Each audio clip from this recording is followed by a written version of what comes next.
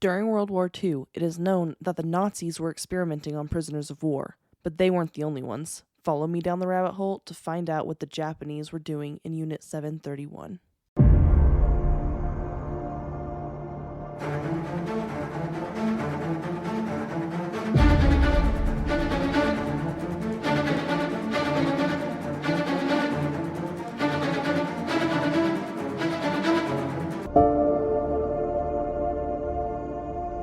Hello, friends, and welcome back to the rabbit hole. I am your host, Danny, and today we are talking about Unit 731 of the Japanese Army in World War II. I had never heard of this, so thank you, Patrick, for requesting this. It's not really a conspiracy theory. I mean, there's a part of it that's a little bit of conspiracy theory, mostly just like twisted history, but I've done ones like this before, so let's get into it. Okay, a little bit of history. I'm going to do like a quick timeline of World War II. If you don't know it, research it on your own time, as this is just going to be really quick because I want to get into this Japanese Unit 731. Anyway, in 1937, Japan invaded Manchuria? I don't know how to say it. It's a Japanese, or it's actually a Chinese word. It's present day northeastern China, which is going to be a very important place in the near future. So listen up. Anyway, in March of 1938, German Anschluss, I hope I said that right. I looked it up, with Austria. So this was basically like Germany annexed Austria to be a part of them. This was like a super popular idea by most Austrians because they had been torn down so much by the First World War. So they're like, yeah, let's join Germany, right?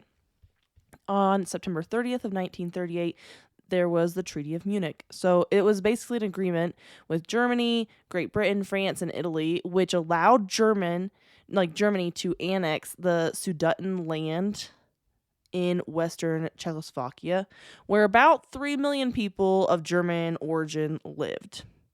In March of 1939, Hitler invaded Czechoslovakia, and Poland kind of started to panic at this point, but Britain, rearms them, reassures them like it's going to be good. Germany's not going to do anything. We've met with Hitler. He said he won't. He said so. He promised. In August of 1939, Russia and Germany sign a pact. And in September 1st, 1939, Hitler invades Poland. Imagine that.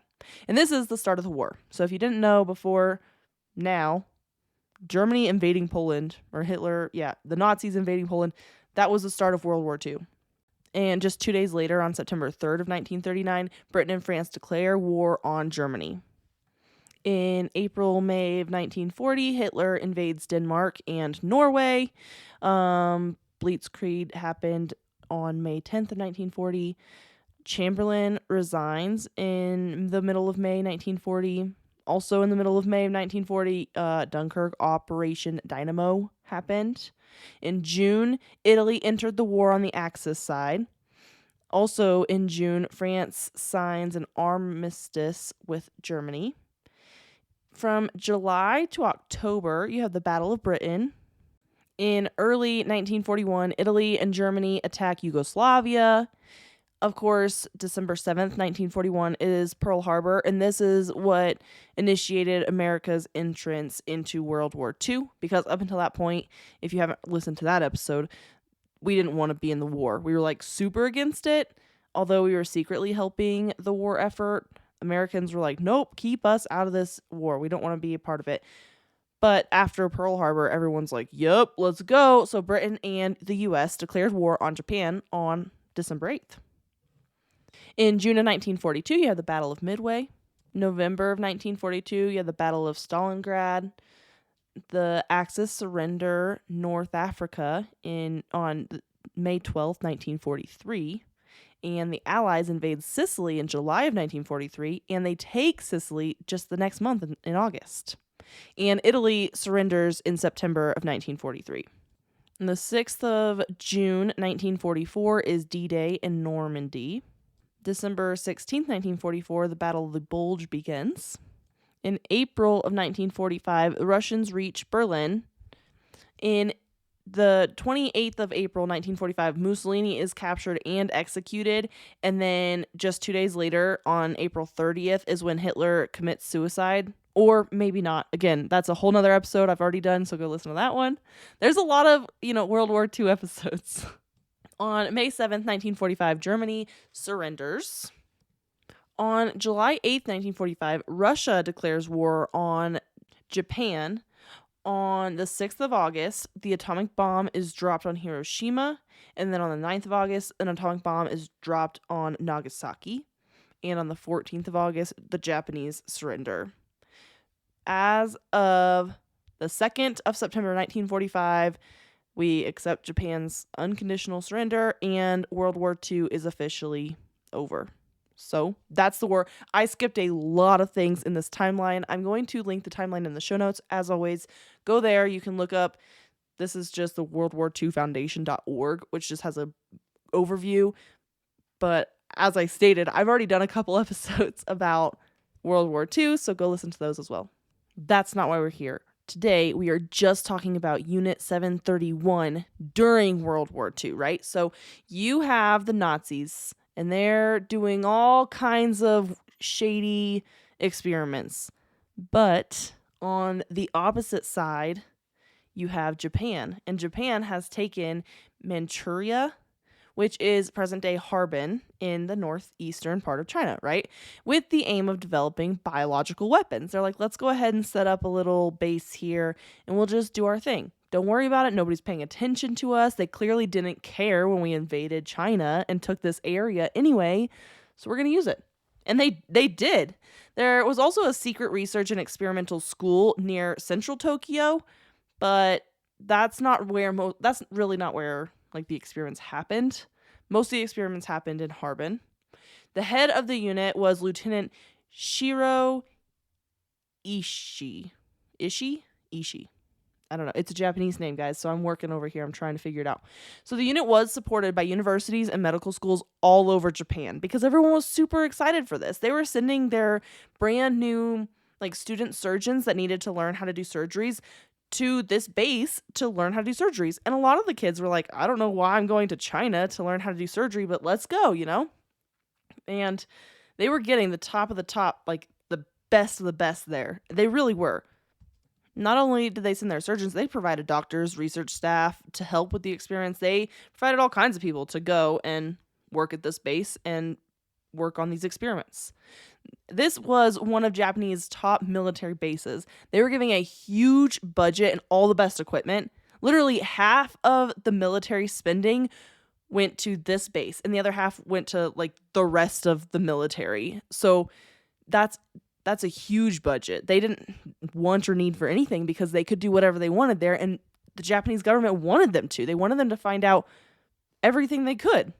Now, most of the things that I'm going to go over has not been confirmed by Japan, but we have it on good authority, I guess. I don't know. So there has been a lot of testimonials recently, as recent as 2018. Japan has kind of come out and said some things about Unit 731, but they've been pretty hush-hush about it up until very recently. There have been reports that the unit used thousands of mostly Chinese prisoners, Russians, Mongolians, they're in that part of the world, as well as Koreans. Some wartime prisoners as well were used for these experiments. Some Americans would end up there, not as many. They mostly used Chinese people. And basically anyone they could get their hands on, they would use, but because they were in China, they used what they had at their disposal, I guess. And the Japanese would call these people Maruda, which meant wooden logs, basically to dehumanize them. So that way the guards and the doctors, all these people that were working on these experiments, didn't feel as guilty experimenting on people. Because if you name them or number them, whatever, they're more human than if they're just logs. So they're Marudas, they're Maruda experiments. It's referred to like that a lot because they're not human, is basically what they're trying to get across. And they did a good job because they got a lot accomplished.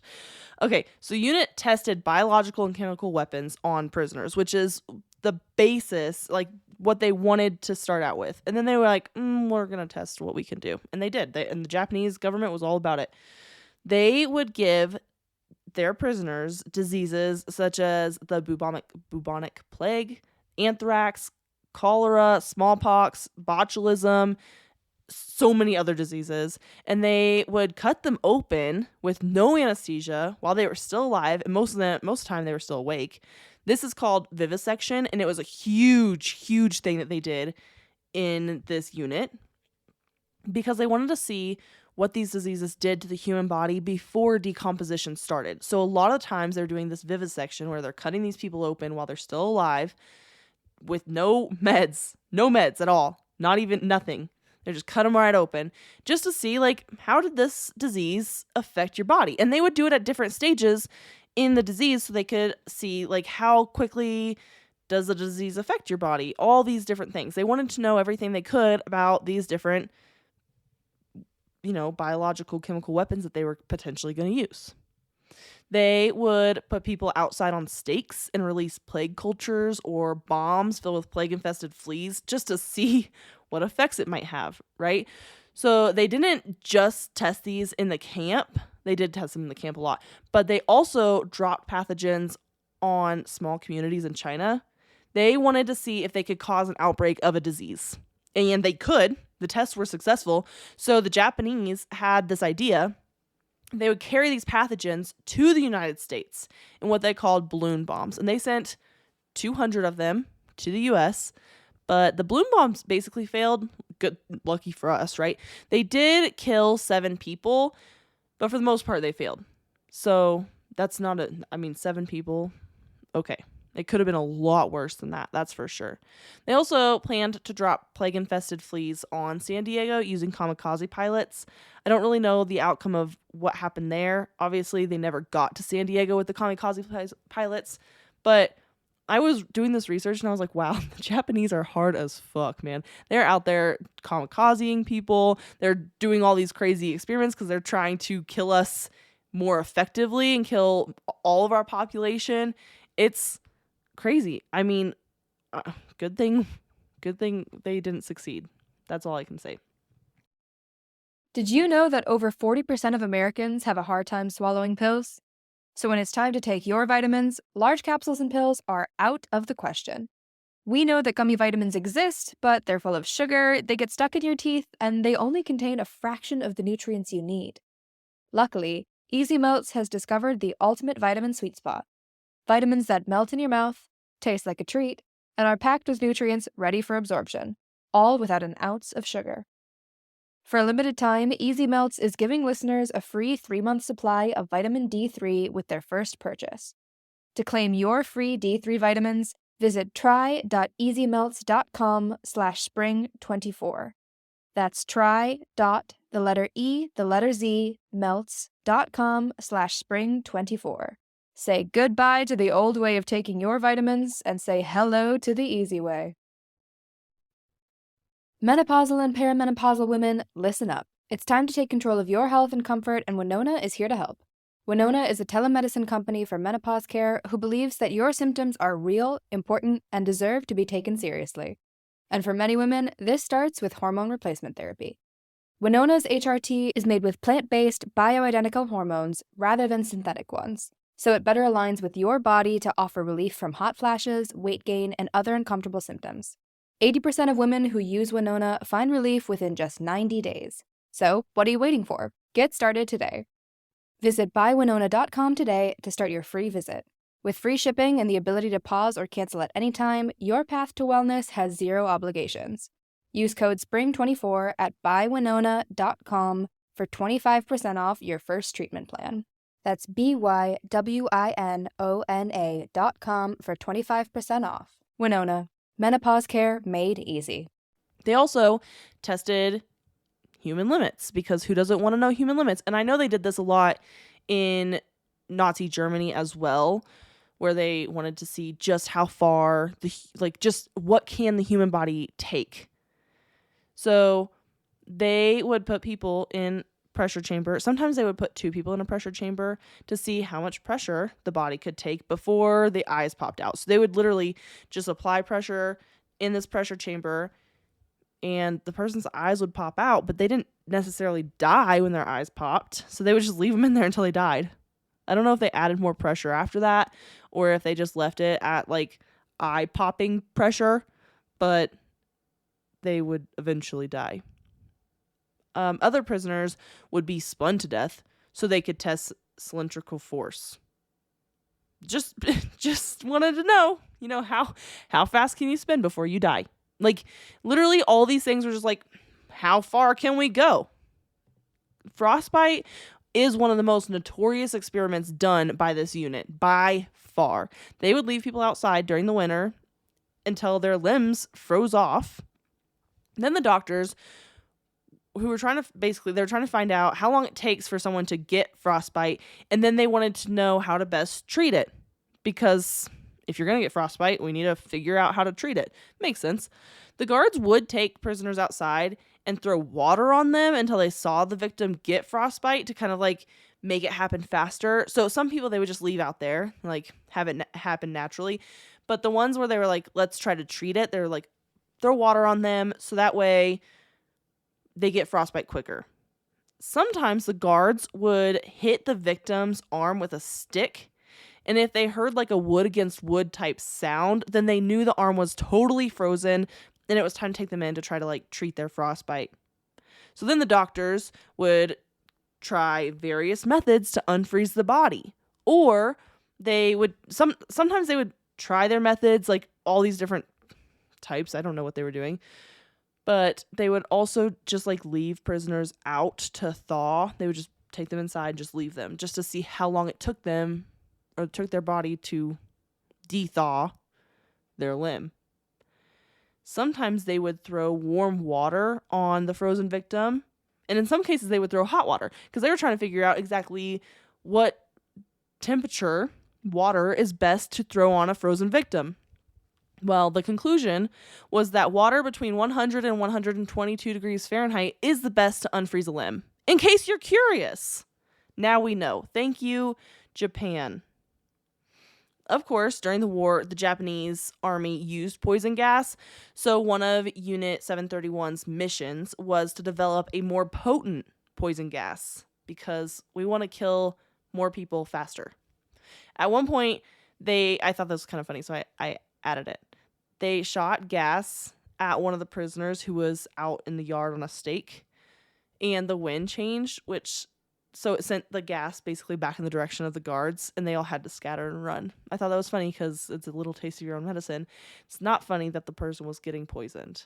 But it is funny that potentially the guards would get poisoned. I don't know. I don't know if it's funny at all. Anyway, sorry. Dark humor. They would occasionally test their flamethrowers out on prisoners. They would stake all kinds of people out in the yard and just do horrible things to them. They would test their flamethrowers on them. They would test their gases. They would test plagues and pathogens and anything they could, whatever they needed to do. They didn't have any remorse for any of this stuff either. The Japanese, like I said at the beginning, they wanted the better surgeons and they wanted the best surgeons, basically. So they sent all their student doctors, or a number of student doctors, to this unit so they could learn and practice on the prisoners how to do surgery, because now you have a live patient instead of like a cadaver, right? So it is said that one victim had an appendectomy and then had his arm removed, and then he received a tracheotomy. That all happened in 90 minutes. And after that, they just killed the guy. They're like, yeah, cool, we practiced, now die. I'm surprised that they didn't wait to see like if he could recover from all these things or how his recovery looked before they killed him, because I feel like that could advance, the Japanese population when they get surgeries. Now they have less people dying after like in recovery, but maybe they didn't care about that. I don't know. The prisoners were forced to have sex with each other to test syphilis. So that's really cool. So if a pair refused to have sex, they would be shot and killed. So they basically didn't have an option. Either you get syphilis or you die. Either way, you're dying. but do you want to die slowly or just get shot right here? They also infected children with syphilis because why not?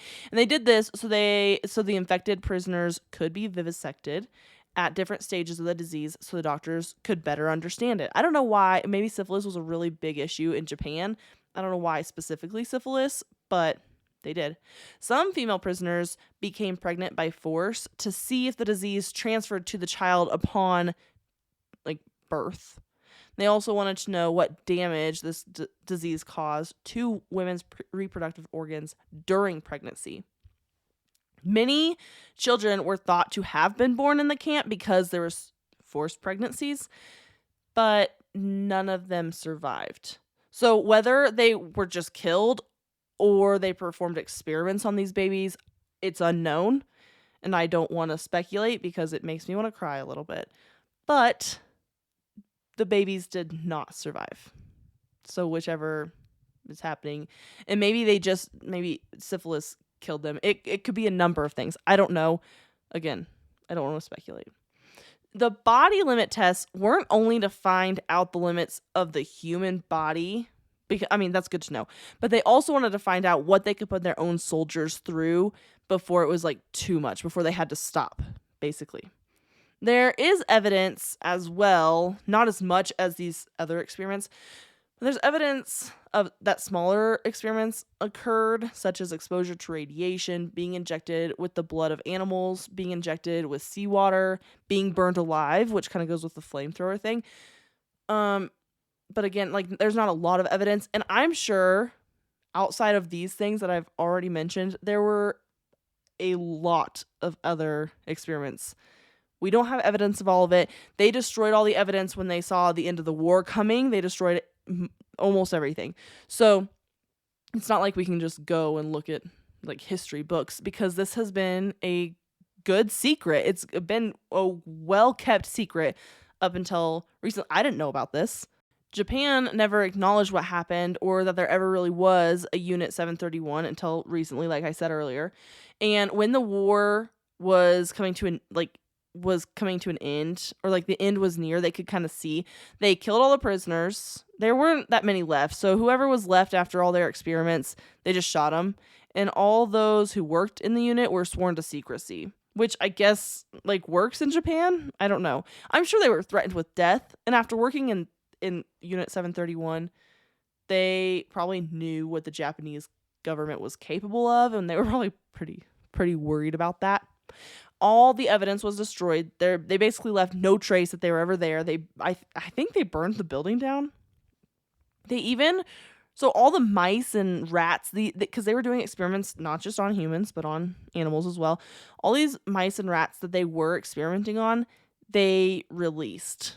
So after releasing all these, it is said that these rats and mice caused approximately 30,000 more deaths because they had the bubonic plague. They had diseases that they were carrying. So, of course, when they were released, they went into the general public and then caused people to get these diseases, which I don't know how you get away with just releasing. I guess they didn't care at the time, right? Of course, our own government wouldn't expose. They knew. It is heavily suggested that our government knew what was going on at Unit 731 and what the Japanese were doing, but they wouldn't prosecute anyone for war crimes, and they wouldn't expose Japanese experiments as long as we could have the information the Japanese found during the experiments. You give us the information, so that way, and they say that way Russia can't have it, which that's cute, right? We don't believe that that might be a part of the reason, but that's not the real reason you want all these experiments, because this happened with the Nazi doctors as well. Several of them were brought back to the US to continue their work because we wanted the information. We weren't willing to do the experiments ourselves, but because you already did it, we'll just take what you have because we want to know just like you want to know. We're curious about the human body limits. We just didn't want to do the testing. You already did it, so let's have that information. I guess that helps when one of us gets frostbite and we go to the doctor. Now we kind of know, the doctors know how to defrost us. I don't know. I think that had the Japanese not gotten rid of everything like before the end of the war, like the Nazis hadn't gotten rid of everything before the end of the war or before their end to the war, I think that several of the Japanese doctors would have been brought back to the U.S., similar to how the Nazi doctors was brought back to the U.S. to continue their work. That didn't happen because, they ended it before, but possible. Of course, like I said, in 2018, Japan finally released some information from their archives about the unit. Before this, everything we knew about the camp came from testimonials. So there were several people that just couldn't stay quiet. There's a guy that gave a huge interview to the New York Times. I tried to find it. I couldn't, but I found a YouTube video that referenced it several times, so I referenced that. And again, in my show notes, go check it out. But there is a guy, Yoshio Shinozuka, who I kind of wanted to mention because he was brought up in the unit731.org page. He was 15 years old when he joined the Imperial Army Youth Corps as a cadet. That's when he was assigned to Unit 731 in 1939. Literally 15 years old. And he stayed there for 4 years. So until he was 19, he stayed there. That was in August of 1943 is when he left. So the war wasn't over yet. Not for Japan, at least. While he was at Unit 731, he was assigned to the germ-producing unit, working mostly on rats. He also worked in the Epidemic Prevention Research Unit. He said there was like a special cell where the human experiments happened, and he only went back there twice towards the end of his time with the unit.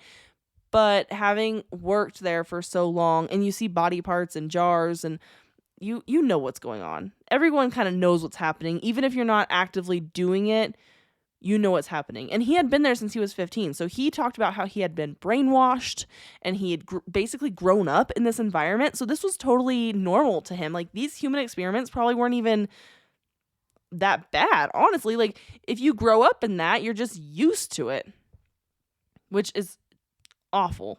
It's awful. But anyway, after the war, he stayed with an active unit in China, and him and actually several other former Unit 731ers were arrested in China in 1952. They were detained without prosecution until 1956, so for 4 years. And it was only after his imprisonment in China that he decided to speak out on what happened in the unit because he was treated so humanely, is basically what he said. He said that he knew after being detained and held in a prison for 4 years in China that nothing that they did in Unit 731 was humane because he was treated so humanely. So that's why he decided to come out. And he also wanted to speak out because he wanted to basically prevent what happened there from ever repeating itself, which I feel like there's no way in nowadays that anybody would get away with this. But it has happened, and history does repeat itself. So we've seen this now with the Nazis, and they experimented, and they've done awful, awful things. And Japan was doing the same thing. They were also experimenting. I'm wondering, was Italy in on it too? Like, who else was out there just doing terrible experiments?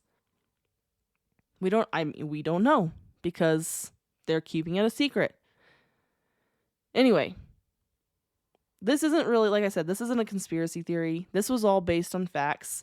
Yes, it was sketchier facts because they had to basically come from testimonies instead of from Japan actually saying anything. But maybe they're ashamed of it now. I don't know. I'm hoping for the best. But yeah, that's Unit 731 in a nutshell. I hope you guys enjoyed it as our first episode of 2023. And of course, as always, my friends, stay skeptical, and I will see you all next week.